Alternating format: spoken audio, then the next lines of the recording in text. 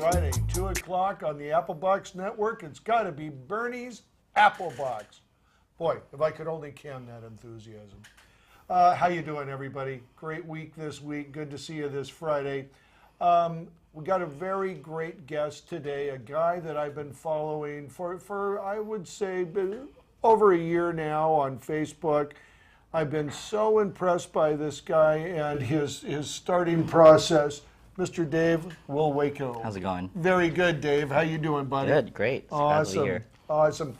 You know, when I started watching Dave, there's a lot of guys that I have on my Facebook that I'm connected with and everything. And you know, I like to get it out there, see what they're doing, especially the new people, you know, see what they're working on, because it's always so much enthusiasm. You caught my attention by your writing on Facebook, I will have to say. It was such a good narrative prose that you had that I felt like I was sort of on the journey with you, you know, and you didn't disappoint. Every time I saw one of your posts, it was like that. And also, I will say something, just if I might, that you were very honest. I could tell you're a very internally honest person, honest with yourself, honest with other people, which is very refreshing to see. Now, because let me use myself as the example. A lot of times I am writing for my clients. I am writing for customers out there when I'm doing it. You know, I only share one small portion of my life on social media. However, you were taking it in context, of course, occupation, work, but really delivering the emotion out there. So I would actually advise anybody who's doing it, if you're starting out, or even if you're someone who's been in the business for a while and maybe you're finding yourself to have to transition, go to this guy's Facebook page and go back a few months and check out the post, and I think you'll be pretty inspired like I was. So once again, thanks a lot. Great job, buddy. Yeah. Great job. So Dave, tell me, give me the brief synopsis of where you're from originally. Okay. Well, before I begin, I just wanted to just thank you so much for bringing me on the show.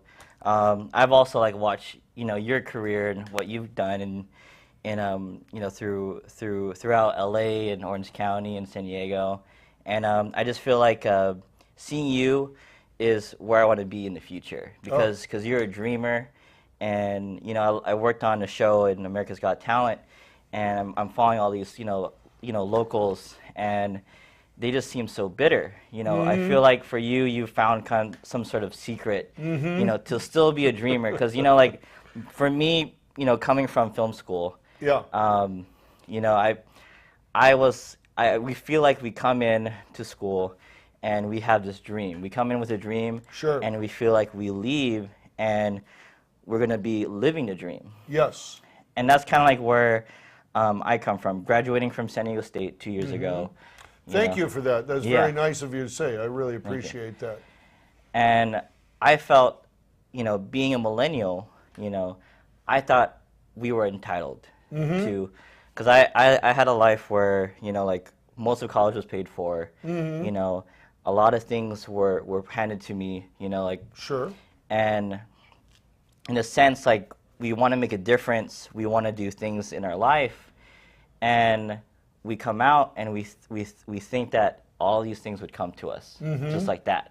Just like how when we go to Facebook, when we post something cool, we get a bunch of likes. When we go on Instagram, instant gratification. Instant gratification. Yeah.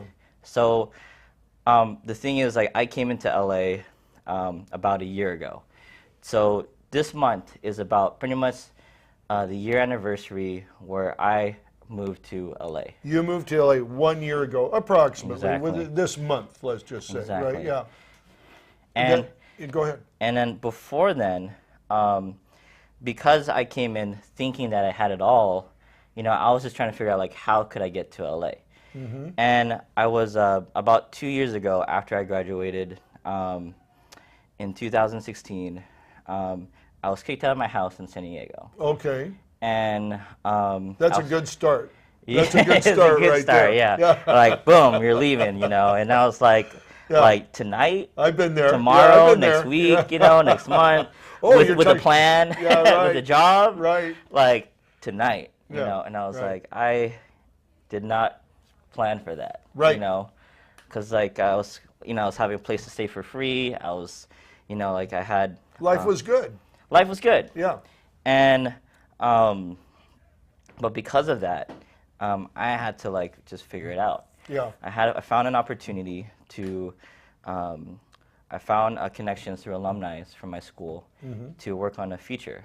I was like, wow, like a first feature film, you know, just graduated. So you're Exactly. right. You're starting off. Yeah. And for me, I came from school. I first did computer science for 3.5 years, so computers was like an advantage for me. Yeah. Knowing how to do. And things. that was your sort of first. I don't want to call it love because I know you're doing what you love, what you're doing now. But that's how you started off. You were going into computers, not filmmaking. Exactly. Okay. So, but I decided to change my careers because the reason why I wanted to go to film was because I love storytelling.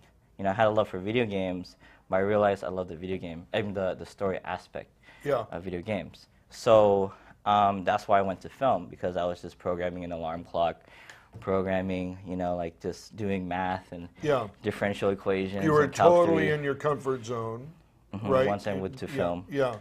Well, once you went to film, you were. Yes. But you didn't like the computers that much. What led you to keep doing it, even though you decided you were deciding you didn't care for it that much? Well, because, you know, being an Asian American, you know, where our culture is a lot like of expectations exactly to reach. Yeah.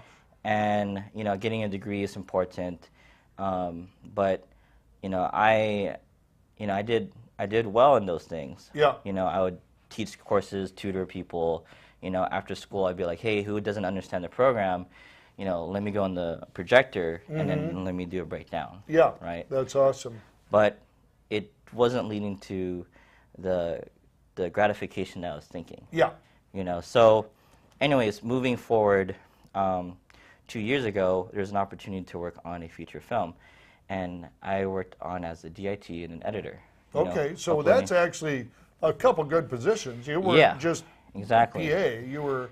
And the reason for that was I had a good friend, and in college, he was my best friend, and he worked at Red as an intern. Okay. So because he wanted to be a director and I wanted to be a DP, for any project that we're doing, you know, we were able to bring a Red into our projects. Great.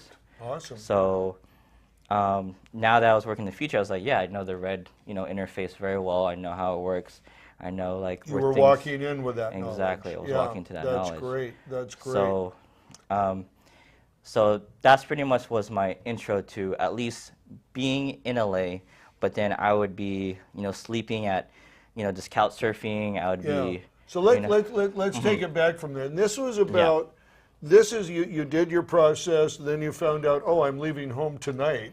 Yes, right? exactly. Yeah. And now I'm on my, which I actually think, you know, is very stressful and traumatic, but it's probably really good for you too. You know, I mean, it gives you a confidence like you've never known before that time. Yes. That's for sure. Or worry, which gets you to the confidence level.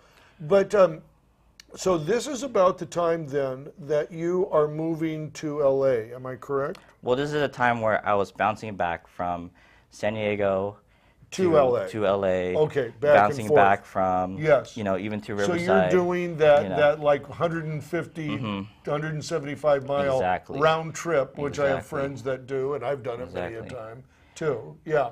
So that's starting to wear on you. And so what decision did you make after doing that for a while? So pretty much, it took 6 months to finish the feature, and that was like around May. Okay. And that time, you know, like I was pretty much, you know, sleeping pretty much, you know, at my director's, you know, couch, you know, in their living room. Yeah. Because, you know, I had the computer, I had all the equipment, you know, I just couldn't just be in LA. Right. And we needed to, like, you know, go for, you know, distribution as fast as we can. Right. So, but once that finished, it was like, what do I do? You know, I don't have a reason to be at the house. Yeah. So in a sense, it was my time to go. Yes. But the thing is, like, while I was doing that, you know, I was doing stuff on the side. Like, I was, you know, being a PA. I was, you know, being a second AC or utility. You were getting on set any way you could, right? Any way I could. That's right. You know, and at that point, I had to leave the house because the project was finished, and but because I wanted to be where everything was, I had to be pretty much homeless in my truck. So you decided to go up to LA and live in your truck so you could be closer to the set, to LA, where things were happening, where the connections were going to be made, all of that. That's a huge commitment, dude. That's a huge commitment. Most people would not make that type of commitment. You know, I'm going to live in my truck and go up to LA.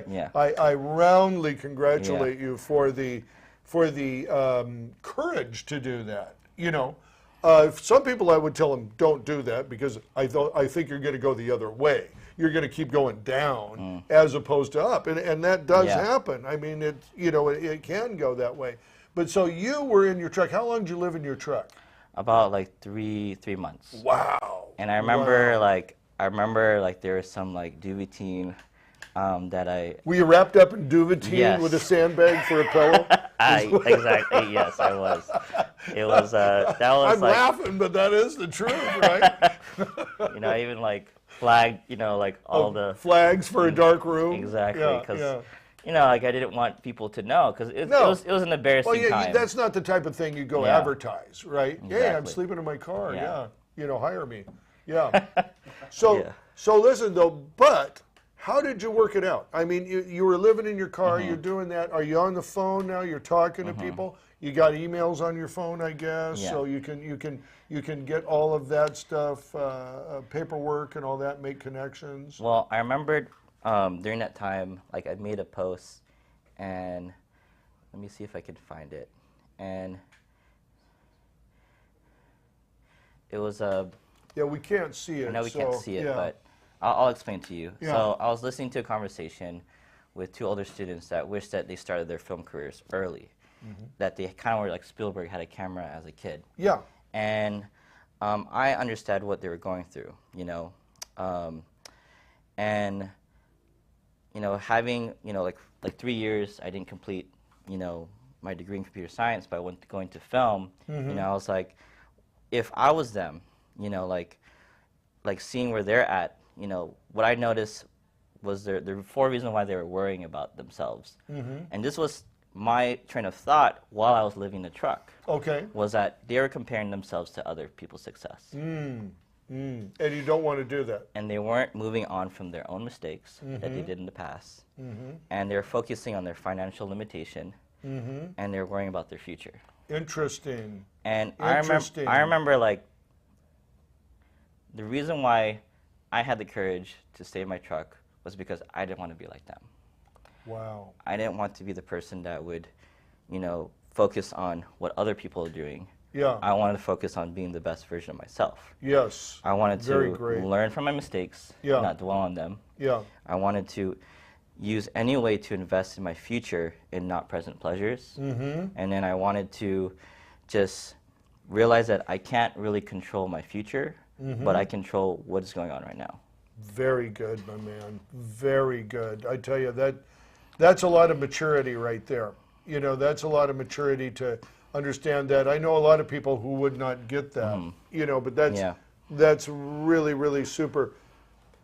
With that focus, and you know, I mean, we can see in a year's years, when was the process, and I know you got some friends to come up and live with you, right, from San Diego, and you guys decided to get a place, which is where you're still living right now, is that correct? Yeah. So right now I live in East LA. Okay. And during that time when I was living in my truck, my classmates that I did my thesis project, my director, my producer, just the 3 of us that worked on that project, you know, we wanted to live that dream. Yeah. You know, we're like, hey, it's been a whole year. Yeah. We graduated in May 2016.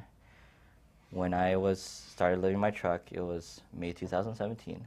Okay. And I was like, I have a degree. Yeah. How could a person that has a degree Yeah. be living in his truck? Yeah. And that shook me. Yeah. That was like, I need to change what I'm doing right now. Yeah. So I was like, you know what, guys, like, you guys are the what we had in film school, you know, like the relationship that we have can't match anything. Right. You know, if we brought that to LA, we live in the house, you know, we save up money. Yeah. So for 3 months, saved up money, did everything I can. Mm-hmm. And I learned that when you're applying to rent a place, you know, you need credit. Yeah. You need, first of all, you need like there's a, what do you call it, deposit, security deposit. Sure. Which I didn't You know. got to pay like 2 months rent. Exactly. Yeah. I never had a credit card. Yeah. You know, Yeah. I didn't realize you had to need a security deposit. You know, I didn't realize that you need history that you've lived in places. Right. Right? Because that's what Right. people look Sure, for. that's what they want, that you're that reliable. history. Yeah. You know, and I was like, this kind of sucks because I didn't Don't know have that. any of those things. Because I was spoiled, and I live because I'm part of a generation where everything's handed to you. Yeah. You know, Yeah. going kind of back, like my dad was when in the elementary school, my dad was a methamphetamine drug dealer. Okay. And and when I was in elementary school, Wow. you know, we were immigrants from the Philippines. We were trying to figure out how can, you know, like, we have a better American life. Right. You know, my dad worked in overnights Mm-hmm. in a warehouse, and we had to pay the bills. So, I remember, like, you know, like, because of like our low income and the things that we had to do, like, we had a lot of help from like the government, things like that. Sure. And because of like that push up, it kind of like conditioned me to be like, everything is just gonna be provided for. Yeah. You know. Yeah. Now, just to clarify, like, my dad, you know, his life has changed. He's Right. clean. Good. You know, he's an amazing That's father. great to hear. You know, he's gone through cancer 3 times, and you know, like, he's you know, Wow. gone through so much, and he's an amazing father. That's awesome. You know? That's very good to hear. And that's kind of like, very good to hear. you know, the reason why I am that Brought I am. the family. You had an example of somebody who turned the life around. Exactly. Yeah, that's great. Because I wanted to, in a sense, be the child that would kind of make it, you know, in America. Yeah, sure. And So. believe me, you've already made it, Dave. You just haven't reaped all the fruit. That's all. That's all. Yeah. You know, and that is so. You're really, really, really talking to my soul right now, because this is something that I agree with everything you've said so far. But also, I learned this stuff much later in life than you're learning it right now. So for me, that is something that is right at home. You know, you talked about dream and having the dreams. I didn't dream when I was young. I dreamt after I got older. I started seeing the potential for everything, you know. And my good friend, Rob O'Farrell, who's no longer with us now, but he told me something that I will never forget. I probably think about this every day. He goes, you know when you're old is when you don't dream. And I have never been able to knock that off the chair. Wow. It really is the truth. If you stop dreaming, you're old. I don't care what age you are. And if no matter what age you are, if you're still dreaming, you're not old, because you're thinking about the future. Yeah. You're thinking about it. I don't know for me if it's, you know, I wouldn't say it's been programmed in me, because I wasn't actually a very positive person until I was older. But I totally believe in that. That's so true. You got to dream every day, and dream big. Yeah. Too. Don't dream small. Don't, you know, one thing that I know, I came from a kind of a bad family as well, or, you know, not to implicate yours, but No. but my family had problems, and I only lived up to something I wanted to be better than my parents. Yeah. And I realized after I got older, after I matured, after I had a better attitude, that was way too small of a goal. I needed to be the best person in the world. That's not just better than someone. You know what I mean? So, no, I totally get you. You know, one thing I didn't do at the beginning of the show, I want to do it right now. I want to introduce the guys. I want to introduce the guys. Sean, Tony, and we got a new guy here, Tyler Skillings. He's our intern here at the show. So He always forgets about it. I never forget about you. Only after 2 do I forget about you guys. Before 2, all I do is think about you guys. Man. So that's good. And you know what? I know we've got some stuff. Sean, let me just ask you a quick question. Do we have that piece up that we're going to do for Sammy's camera? I just want to speak to this for a minute. I'm going to be at Sammy's camera on the 26th on Fairfax, and I'm going to be on the 4th floor at 7 p.m. in their new Cinema Works division. And we're going to be doing a demonstration of lighting, talking about some new systems that Ari has up there. And I'm going to be demonstrating some lighting techniques that I use all the time in corporate and entertainment and narrative and all that stuff. So that's going to be happening. We're going to run that. When we come back, I want to look at your reel. Okay, great. Awesome. All right, we'll be right back. Hey everybody, Burnie here. Listen, we've got a great event coming up. It's on Wednesday, September 26th, and it's called Learn to Light Like a Pro, From Social Media to Corporate Video. We're going to have a great time. It's at Sammy's Camera. It's on Fairfax Avenue, and it's up on the 4th floor in their new Cinema Works division. So watch this space and register here. It's free, and we'll see you up there on September 26th. Hey everybody, and we're back with Dave Wilwayco. How's it going? Good seeing you again, buddy. Yeah. So listen, we're going to go in, I think, and I'd like to take a look at your reel. Okay. You had that, and I know you got some pictures of projects that you did from this last year. So let's look at your reel first, and then we'll come back in. We'll talk about your reel, and then we'll see some of your other projects. Okay. Awesome. Let's take a look. Great.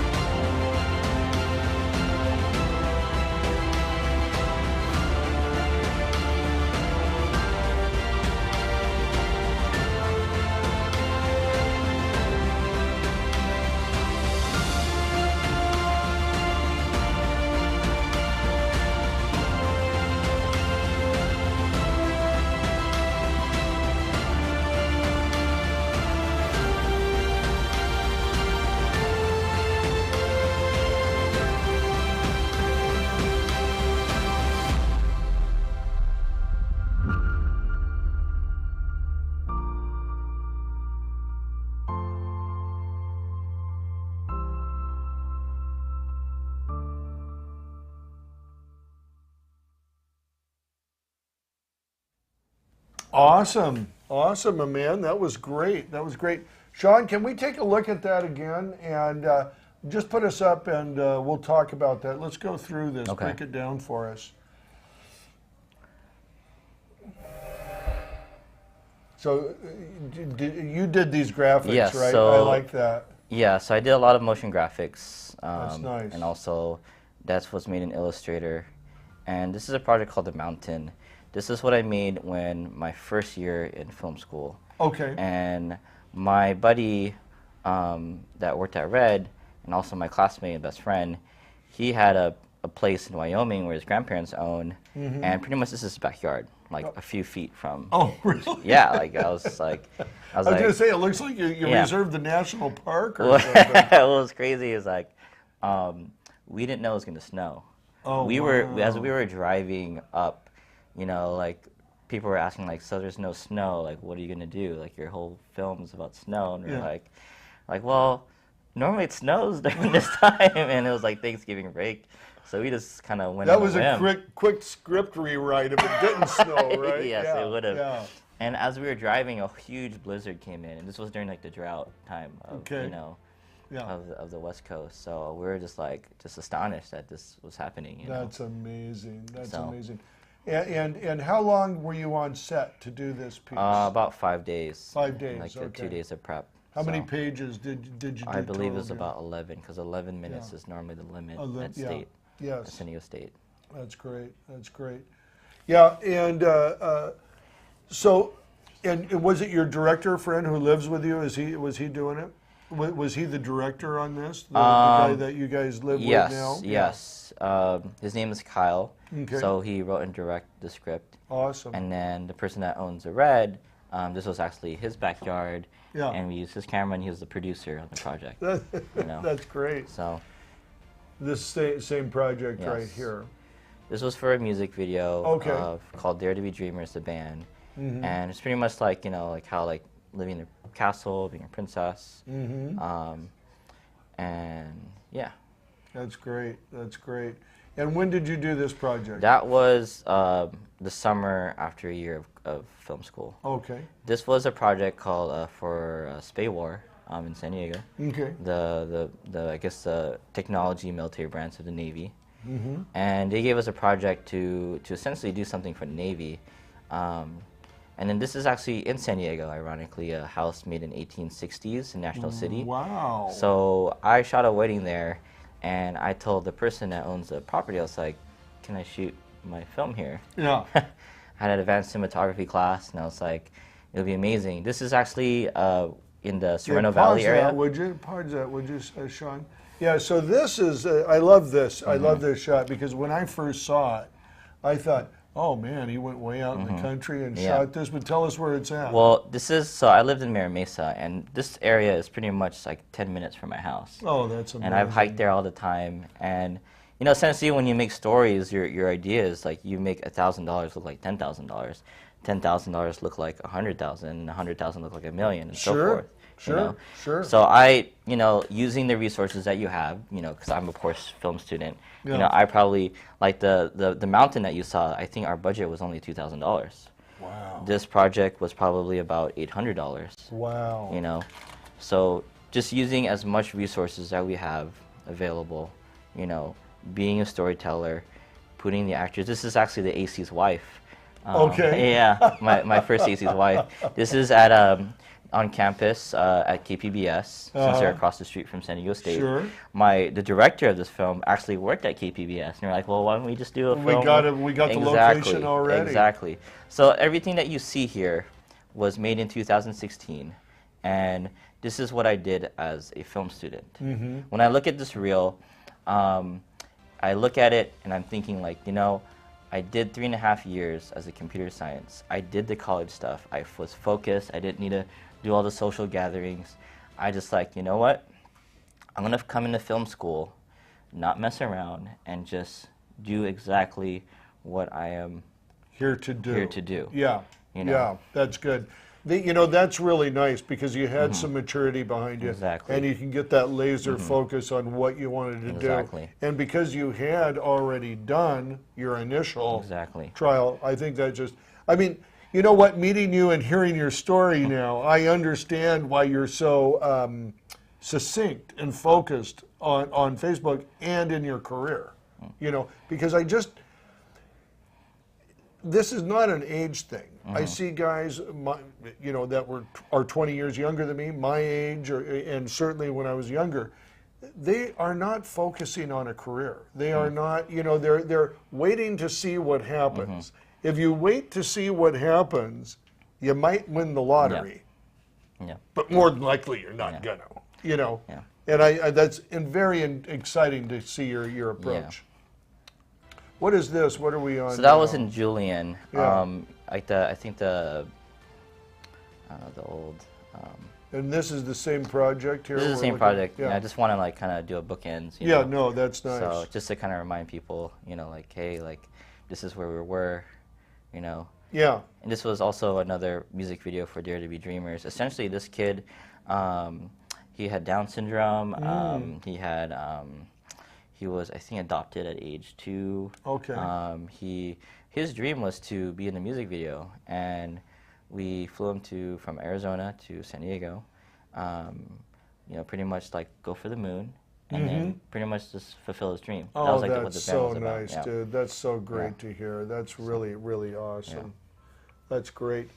And now, I think we've got some photos of your projects too, right? Yes. Yeah. Yes. Let's take a look at those, and then I want to talk to you too after we look at this a little bit about you're working right now part time at what, AFI? Yes. So And New York Film School. New York Film Academy. Yes. Yeah, yeah. So okay. So being working in LA, right? Right. I think that the two most important things are being flexible with your schedule, but still be able to have a constant money flow to pay for your bills.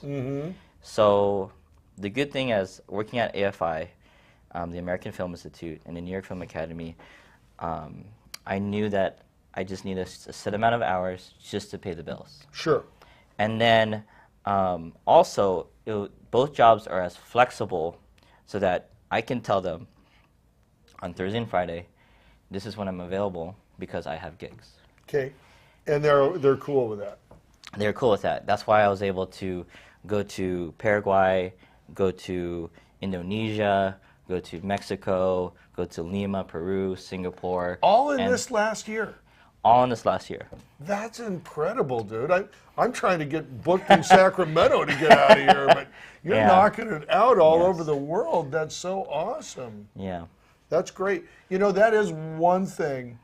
When I have a very different path. You know, I was 40 when I started as a PA. You know, Wow. And so I was a very much in a whole different thing. You know, and I remember because I never really actually knew much about the business before I started. The first day I started in it, and I started a travel zone when I was probably like after I'd been in the business for about 5 years. Started doing a lot of traveling, and I thought, this is the best in the world. You get to go everywhere. You get paid for it. You go behind the closed doors. You know, you get to see what's really going on. So that's a great advantage. I think it's huge.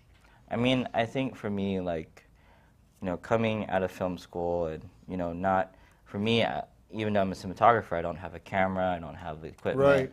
You know, I think it's just important just to realize that, you know, I've been given more than I deserve. You know, like, I don't think, you know, like, I don't deserve a friend that, you know, just works at Red, able to grab a camera when, you know, whenever we had a project. You know, I don't, you know, like, you know, I didn't really, like, you know, like, where I come from, the Philippines, like, coming to America, like, being able to, you know, to go on film sets and to pretty much dream for a living, you know? And I think for me as, like, a millennial, you know, like, there were times where, you know, where I felt like, because of how we're conditioned to be entitled, to have instant gratification, you know, like, and what I mean by that is why we're conditioned is because we live in a society where, you know, Instagram, you know, we get, you know, instant views of how much our stories are getting. You know, we don't have to wait every week, you know, to watch a show. Netflix gives it all at once. You know, now we can get breakfast at any time at McDonald's. Oh, you sure. know? Yeah. So we're conditioned, you know, to have instant gratification. Right. You know. And two, I will say this, person my age, you know, is seeing the progression, and you know, we talked before this, is I used to bake potatoes. That took 45 minutes. Oh, wow. No one is going to wait for 45 minutes for a cooked potato anymore. I mean, that's 30 seconds. That's maybe 3 minutes in the microwave. But I have seen the loss, I don't even want to call it a loss of patience.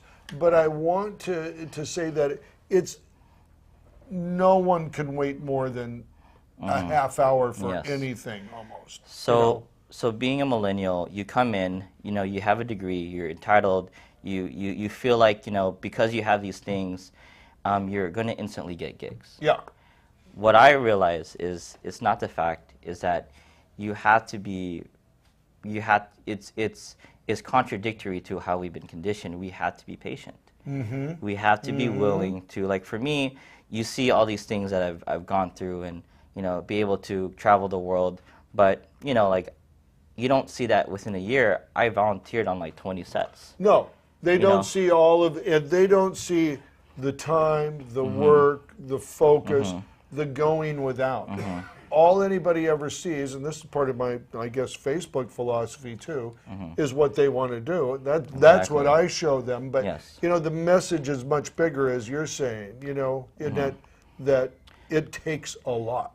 And that's why, like in Facebook or whatever you use, we've been trained to put a filter on what is success. Yes. For me, what I try to Very show true. is that, like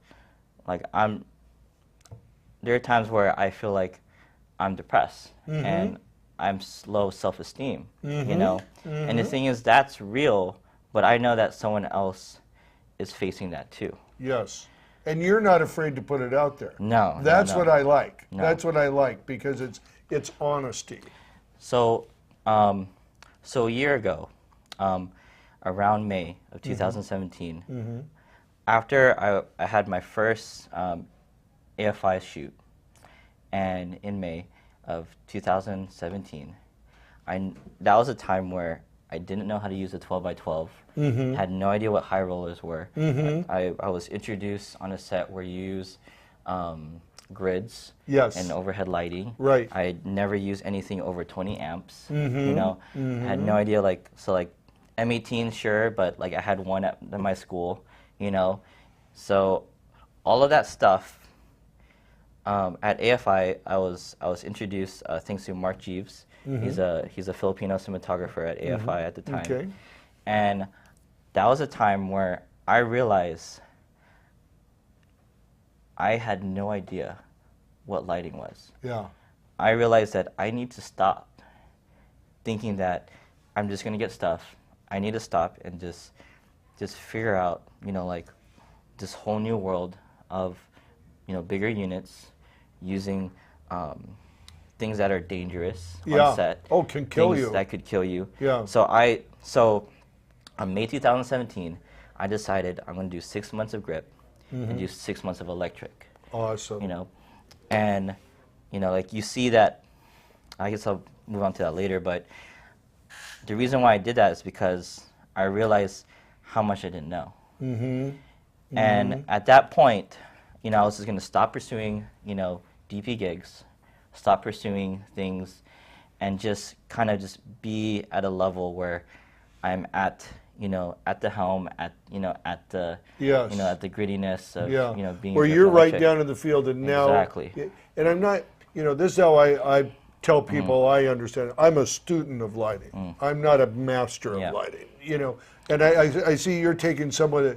You're introducing yourself to grip electric because as a director of photography, that's going to be in your department. Yes. You had better know how that works. Exactly. And not rely on someone else to just tell you how it's working. Yes. Yeah. And being like a millennial, it's hard to just stop that momentum. Yeah. It's hard to realize that I realize I don't know. Yes. No, that takes honesty. It takes self-awareness. That's something it's so funny, Dave, because talking to you, and this is very refreshing for me to hear, to be honest with you, is when you're a freelancer, when you're the guy who's making the calls about you getting work, you're not an employee. There's nobody taking you in the room says, here's where you need improvement in these performance areas. There's none of that. And if you don't get it right, you lose money. It's plain and simple. And the money is the least of what you lose. You lose prestige. You don't get that. Weren't we supposed to turn our phones off? Oh, I can't believe somebody's not watching the show and calling me. There you go.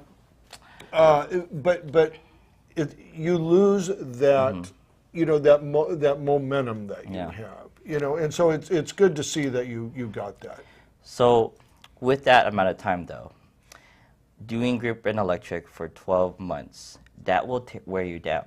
Yeah. Like I said, Physically wear you down. physically, emotionally, because, for at a time of 6 months, I was fulfilling so many other people's dreams. Yeah. I was doing people's visions. I Yes. was portraying. I was thinking to myself, at 6 months of doing grip, dedicated grip, I'm physically tired, doing overnights, and I remember being so tired going home. And in LA, there's street sweeping. Yeah. I remember getting so many tickets because I'm so tired that I forget. Like, oh, there's just so many parking spots. It's Wednesday. Yeah. And then you're like, oh, there's a ticket. That's wild. And I just remember being so tired and being so fed up. Yeah. What I said beforehand, comparing myself, to others and being bitter and looking at my mistakes. And that was like around December. That was like kind of like one of my most depressed periods. Yeah. And that was in 2017 in December.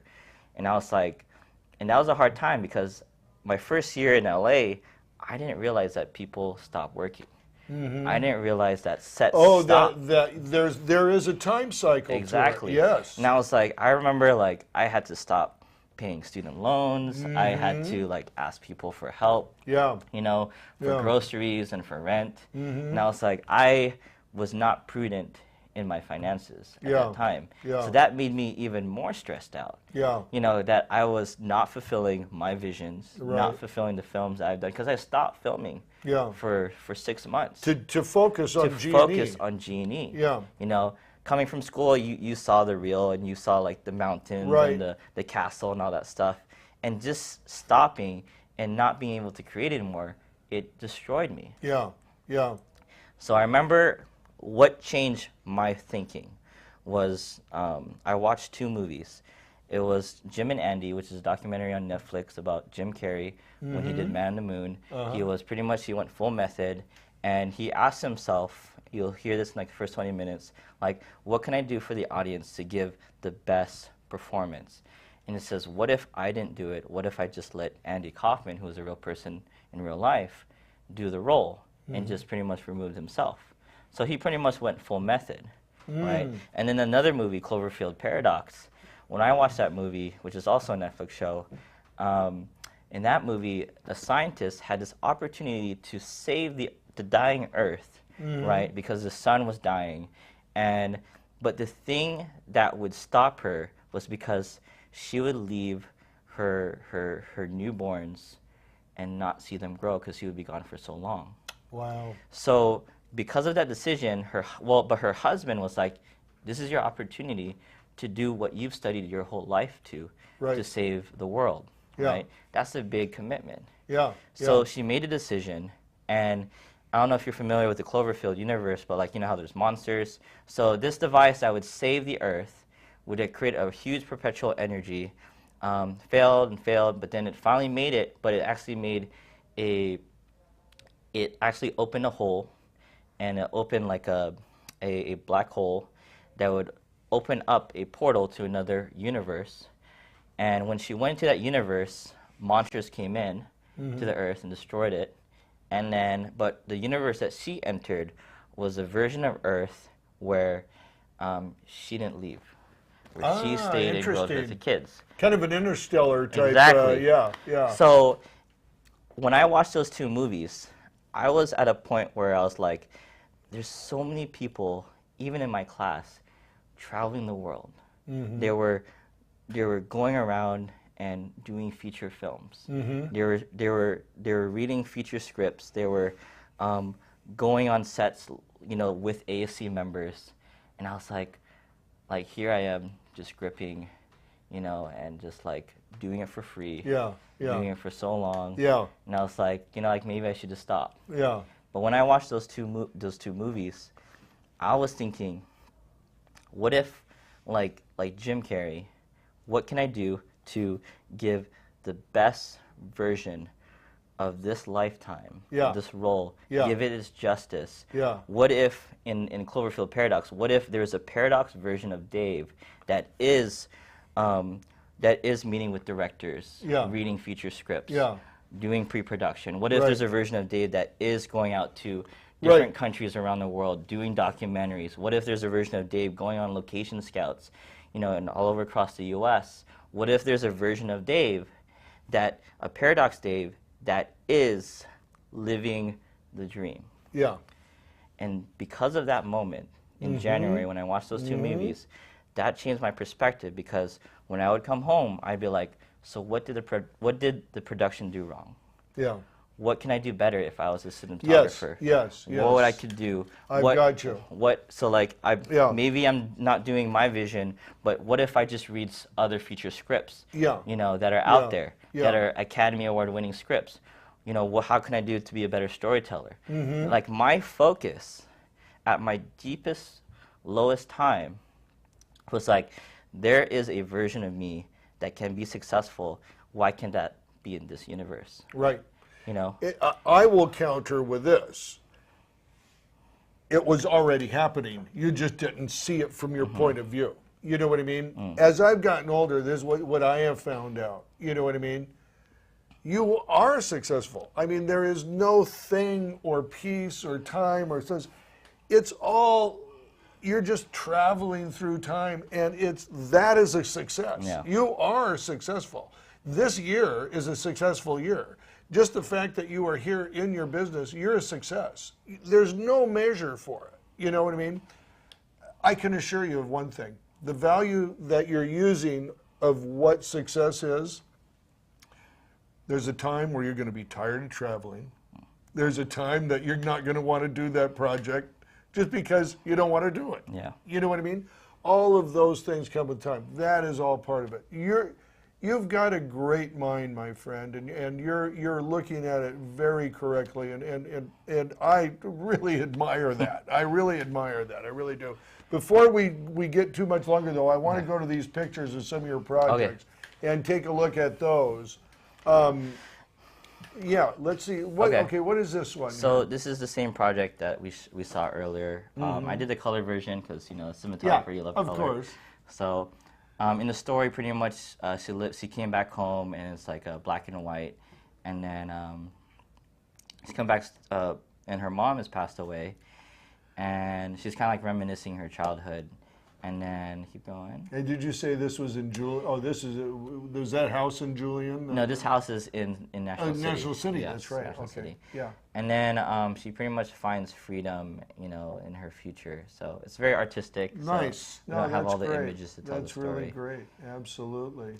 So this is the mountain, and I guess in this project we talked about going to Wyoming for a whole year. This was a year after, and I think the most important thing is that you kind of like talk things into existence, you write it into existence, and you do it. So like a saying that my friend Jonathan told me is that it's not about what you say, it's about what you do. It's not about it's not about what you want, it's about what you do. It's not about what you say, it's about how you make others feel, Very much so. So this was kind of like a moment where we talked about it, we wanted it, but we did it. Yeah. This is a moment where, we would say it, but we did it. Yes. Yeah. You walked the walk. Exactly. Yeah. So. And this is in Wyoming. In right? Wyoming, correct. Yeah. In Casper, Wyoming. Yeah, that's beautiful. Just beautiful. Okay, and this is just another scene. Yes. Now what is this here? So, this is my friend Dominique Jordan. We worked on a commercial with the Boxing Club of San Diego, which has opened a new boxing club in downtown, and we worked on this project, I believe in 2017. Okay. In like around February, and this project was nominated at the time where I changed my focus. It helped reminded me because I was dedicating 6 months to grip and 6 months to electric. Sure.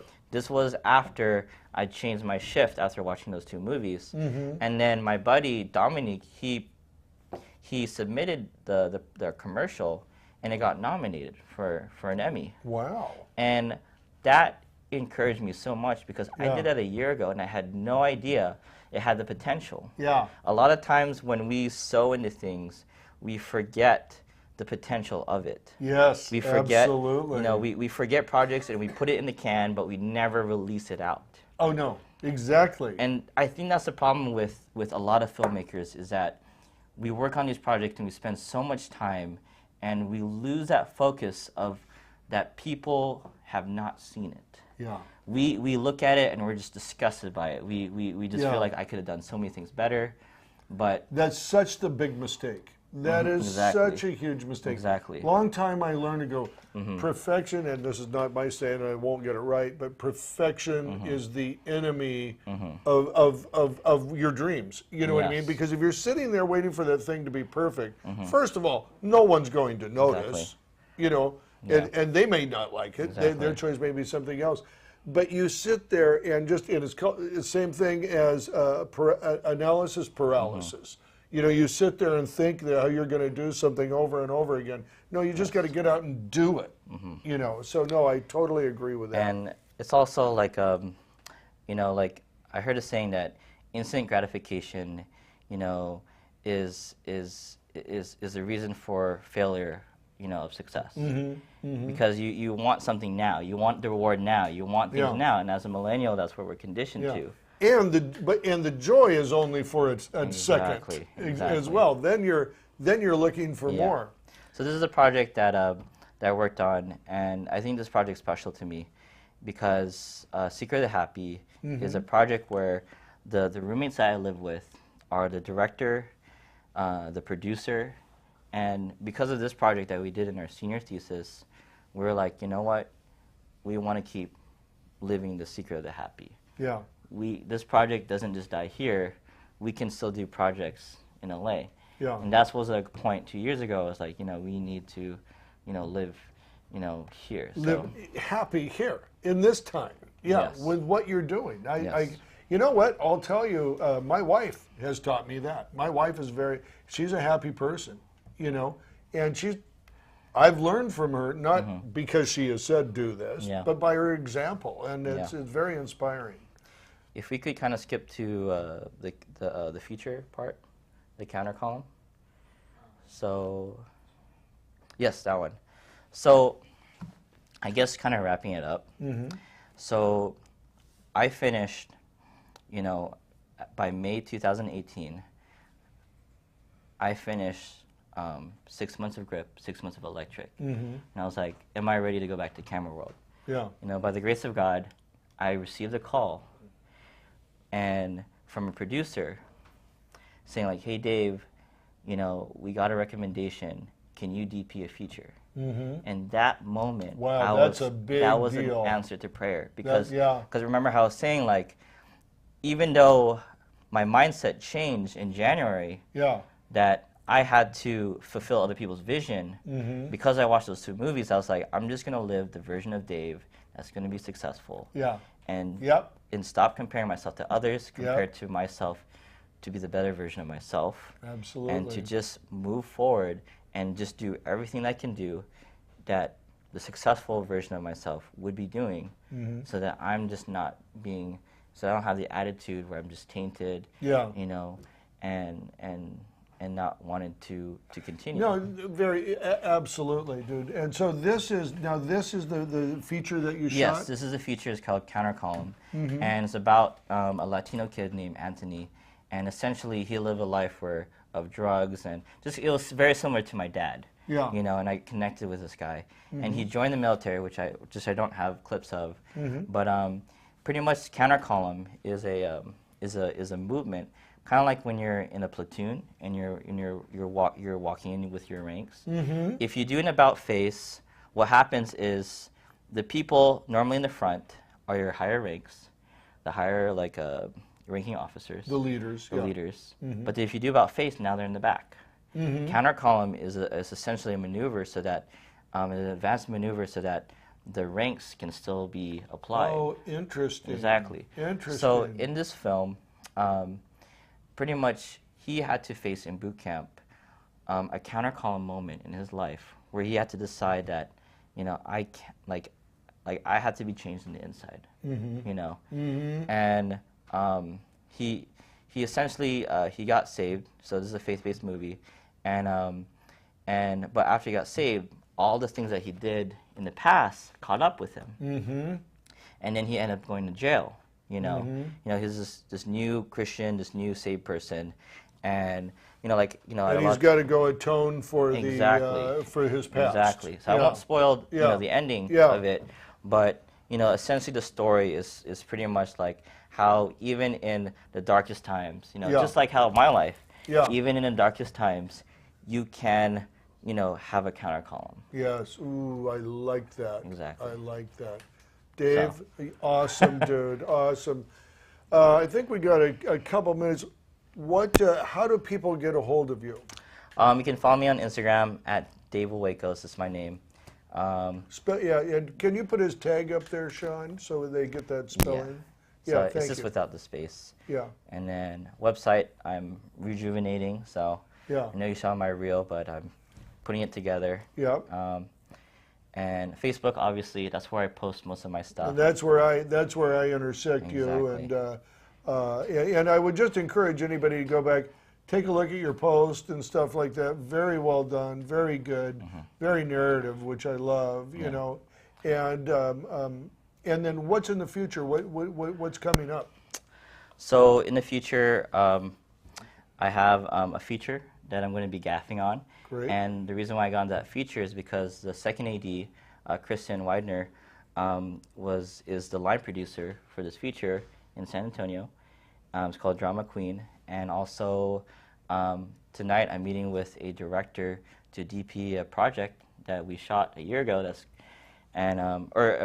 To shoot a new project, and then also gaffing tomorrow on a pilot. So this is a lot of things. That's awesome, dude. And you're going to San Antonio for the feature. For your feature. Yeah, that's great. Brother, thank you so much for coming down. I really appreciate it. It was so great to have you here. And we'll be seeing more of you. Stay in touch. You're part of the family now. Oh, well, thank you. All right. Very good. And we'll see you guys next Friday at 2 o'clock. See you then. Cut. That's a wrap.